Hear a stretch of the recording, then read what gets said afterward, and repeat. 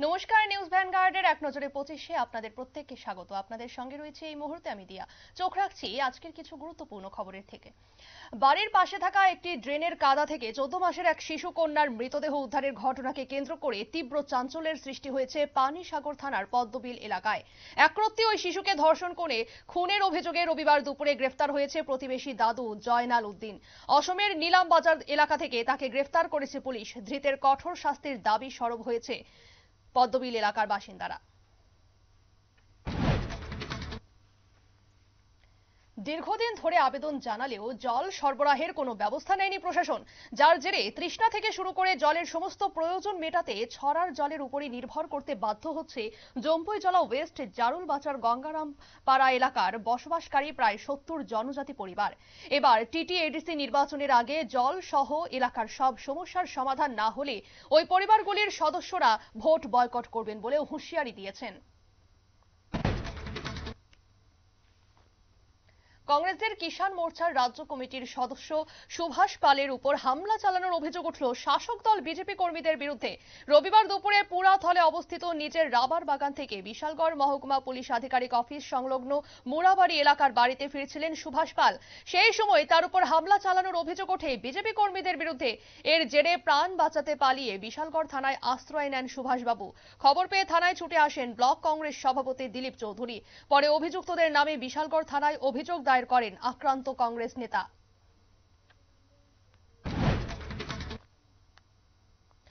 কুমারঘাট বিদ্যাসাগর পঞ্চায়েতের সায়দাবাড়ি এলাকার বাসিন্দা বিশ্বজিৎ সরকার আগরতলার হাসপাতালে চিকিৎসাধীন থাকাকালীন গতকাল প্রয়াত হন।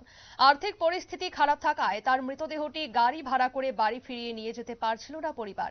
এরপর মৃত বিশ্বজিৎ সরকারের ছেলে ফোন করে বিধায়ক ভগবান দাসের কাছে সাহায্য চান, আর সঙ্গে সঙ্গে গাড়ি জোগাড় করে মৃতদেহটি আগরতলা থেকে ধর্মনগরে ফিরিয়ে নিয়ে যাওয়ার ব্যবস্থা করেন বিধায়ক।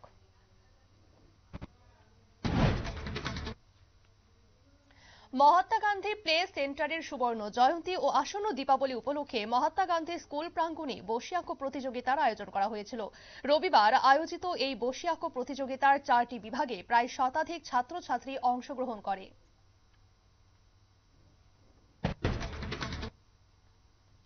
রাস্তার মাঝে আচমকা এসে পড়া একটি গর্ভবতী বাদুড়কে বাঁচাতে গিয়ে মুখোমুখি সংঘর্ষ হলো দুটি অটোর। এই দুর্ঘটনার জেরে বাদুড়টির মৃত্যু হওয়ার পাশাপাশি জখম হয়েছেন অটোতে থাকা 4 যাত্রীও। রবিবার সকালে দুর্ঘটনাটি ঘটেছে বিশালগড় জাঙ্গালিয়া বিদ্যুৎ অফিসের কাছে। জখম যাত্রীদের উদ্ধার করে বিশালগড় হাসপাতালে নিয়ে গিয়ে চিকিৎসা করানো হয়। শ্যামা পুজো উপলক্ষে ইন্দ্রনগর কালী মন্দিরকে নতুন রূপে সাজিয়ে তোলা হচ্ছে। রবিবার আগরতলার ইন্দ্রনগরে অবস্থিত জয় মা কালী সন্তান সংঘ ও কালী পুজো কমিটির সম্পাদক টিঙ্কু ঘোষ একথা জানিয়ে পুজোর সময় হতে চলা বিভিন্ন কর্মসূচির কথা উল্লেখ করেন। 3 দিন ধরে মেলার পাশাপাশি বিশেষ পুজোর ব্যবস্থা করা হয়েছে বলেও জানান। আগরতলার বিবেকানন্দ আবাসনের দুর্গাপুজোর চাঁদা তুলতে গিয়ে এক দম্পতিকে মারধর করার পাশাপাশি তাদের নাবালিকা কন্যাদের শ্লীলতাহানি করার অভিযোগ উঠেছে 5 নম্বর ওয়ার্ডের 1 নম্বর বুথের বিজেপি সভাপতি শিবু সাহার বিরুদ্ধে। 3রা অক্টোবর এই বিষয়ে পূর্ব আগরতলা মহিলা থানায় অভিযোগ জানানো হলেও আজ পর্যন্ত গ্রেফতার হয়নি অভিযুক্ত। রবিবার তার প্রতিবাদে পূর্ব আগরতলায় ডেপুটেশন জমা দিল মহিলা কংগ্রেস। আগরতলার বেনুবন বিহারে রবিবার অনুষ্ঠিত হল 48তম কঠিন চিবরদান উৎসব। পবিত্র এই ধর্মীয় অনুষ্ঠান উপলক্ষে বেনুবন বিহারে বৌদ্ধ ধর্মাবলম্বীদের উপস্থিতি ছিল লক্ষণীয়।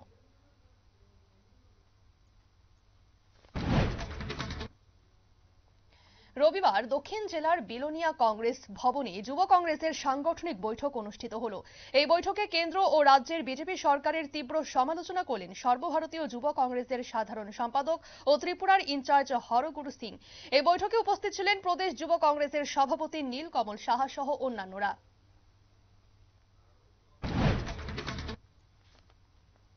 বসি আঁকো প্রতিযোগিতা আয়োজনের মাধ্যমে দীপাবলির আগাম বার্তা দিল বিলোনিয়া ফ্রেন্ডস ক্লাব।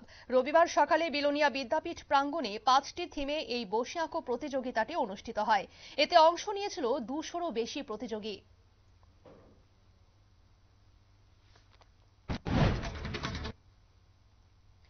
রবিবার আগরতলার মেলার মাঠে অবস্থিত দশরথ দেব ভবনে বীরচন্দ্র মনুর শহীদদের প্রতি শ্রদ্ধা নিবেদন করলেন সিপিএম এর নেতা কর্মীরা। সিপিএম এর রাজ্য কমিটির উদ্যোগে অনুষ্ঠানটির আয়োজন করা হয়েছিল।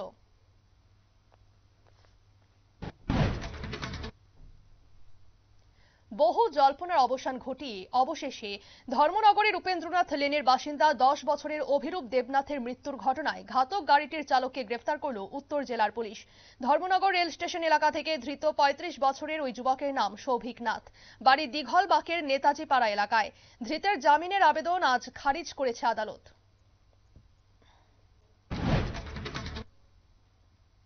শনিবার রাতে বিশালগড় থানার অন্তর্গত উত্তর ব্রজপুরের একজন শিক্ষক শিমল সিংহের বাইকে আগুন লাগিয়ে পুড়িয়ে দিল অজ্ঞাত পরিচয়ের দুষ্কৃতীরা।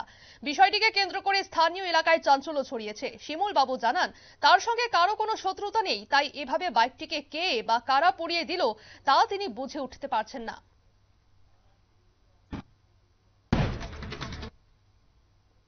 জাল ওষুধের বিরুদ্ধে অভিযান চালিয়ে বড় সাফল্য পেল উত্তরপ্রদেশ পুলিশ। কাশীর সিরাপ কাণ্ডে বুধবার কেন্দ্রীয় স্বাস্থ্য মন্ত্রকের কড়া নির্দেশের পরেই রাজ্য জুড়ে জাল ওষুধের বিরুদ্ধে লাগাতার অভিযান চালাচ্ছে যোগী প্রশাসন। এখনো পর্যন্ত তাতে 103 গ্রেফতার হওয়ার পাশাপাশি বাজেয়াপ্ত হয়েছে 850টিরও বেশি খারাপ গুণমানের ওষুধ।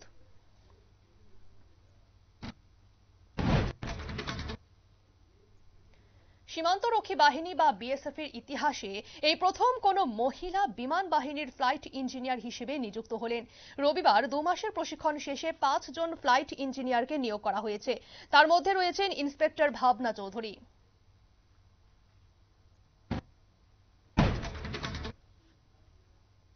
বিহারে মাঝ নদীতে যাত্রী বোঝাই নৌকা উল্টে মৃত্যু হলো 3 জনের। রবিবার মর্মান্তিক এই দুর্ঘটনাটি ঘটেছে মতিহারিতে। নৌকায় থাকা বাকি 11 জন যাত্রীকে উদ্ধার করেন আশেপাশে থাকা নৌকাগুলির চালকরা।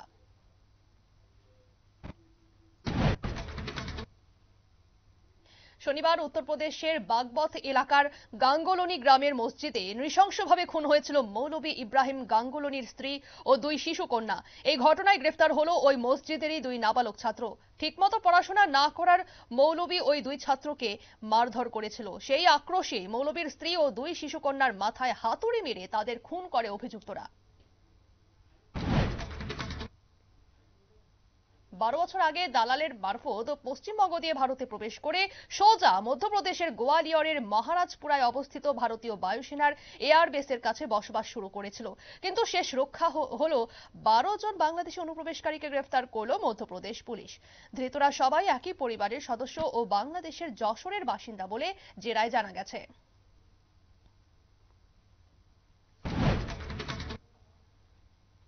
প্রাক্তন সেনাকর্মী ও শহীদ জওয়ানদের স্ত্রীদের সম্মান জানাতে অসমের গুয়াহাটিতে ভেটারেন স্বাভিমান র্যালি 2025-এর আয়োজন করেছিল ভারতীয় সেনা। নারাঙ্গীর সেনা ক্যাম্পে আয়োজিত ওই অনুষ্ঠানে প্রধান অতিথি হিসেবে হাজির ছিলেন অসমের রাজ্যপাল লক্ষণ প্রসাদ আচার্য। এছাড়াও অসম ও প্রতিবেশী রাজ্যগুলি থেকে উপস্থিত ছিলেন 2500-এরও বেশি মানুষ।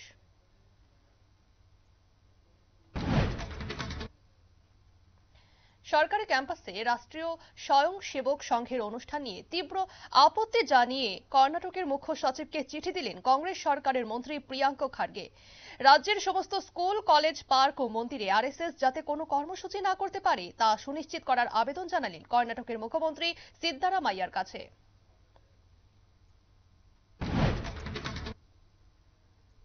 রবিবার মহিলা বিশ্বকাপ ভারত এবং অস্ট্রেলিয়া ম্যাচ শুরুর আগে বিশাখাপত্তনমের এসিএ ভিডিসিএ ক্রিকেট স্টেডিয়াম আনুষ্ঠানিকভাবে উন্মোচিত হল প্রাক্তন ভারতীয় মহিলা ক্রিকেটার মিতালি রাজের নামাঙ্কিত স্ট্যান্ড ও রবি কল্পনার নামে নামাঙ্কিত গেট।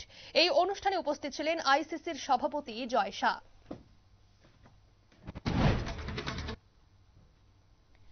দিল্লির টেস্টের তৃতীয় দিনের শেষে ফলো অন খাওয়ার পর দ্বিতীয় ইনিংসে 3 উইকেটে 173 রান তুলল ওয়েস্ট ইন্ডিজ।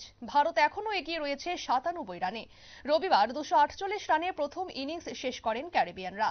82 রানে 5 উইকেট নিয়ে আজ নয়া বিশ্ব রেকর্ড করলেন ভারতীয় বোলার কুলদীপ যাদব। মাত্র 15টি টেস্ট খেলে 5 বার 5 উইকেট নিয়ে নয়া ইতিহাস লিখলেন তিনি। শুল্ককে হাতিয়ার করে বেজিংকে দমানো যাবে না।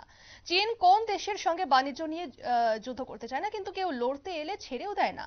রবিবার এ কথাই স্পষ্ট করে জানিয়ে দিল চীনের বাণিজ্য মন্ত্রক। আগামী 1 নভেম্বর থেকে আমেরিকায় সমস্ত চীনা পণ্যের উপর 130% কর নেওয়া হবে বলে ঘোষণা করেছে ট্রাম্প প্রশাসন। আজ তারই পাল্টা জবাব দিল জিনপিং এর সরকার।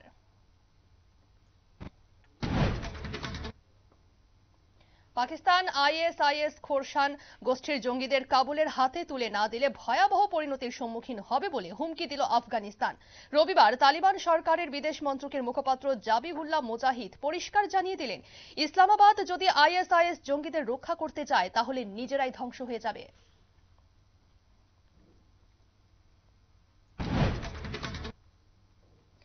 এক নজরে 25 আপাতত এই পর্যন্তই। পরবর্তী আপডেট এবং টক শো দেখার জন্য অবশ্যই নজর রাখুন নিউজ ভ্যানগার্ডের পর্দায়। নমস্কার।